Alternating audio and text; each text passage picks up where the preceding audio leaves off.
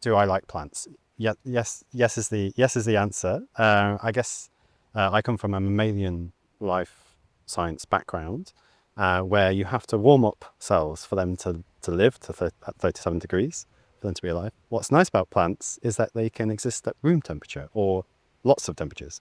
And so putting them under the microscope, you get a lot more dynamic imaging. So we can see lots of processes happen that would be very difficult to see in mammalian cells. So I've become a bit of a plant convert, actually, since I've been working with the Sainsbury's Institute in Cambridge.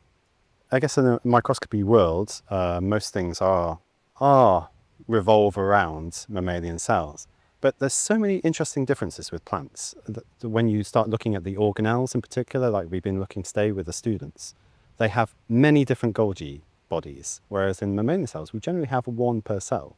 It's very unusual, and there's lots of things that you can see with very classical structures in organelles, such as endoplasmic reticulum, look very different in plants compared to mammalian cells. So is that, as a point of difference, that's very interesting.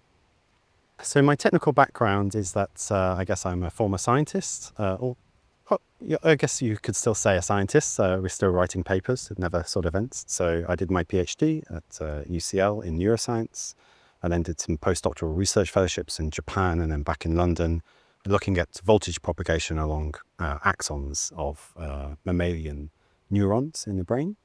And then I joined Nikon because, well, I was using lots of Nikon microscopes and they needed an application specialist. And then I've been working for Nikon for 6 years.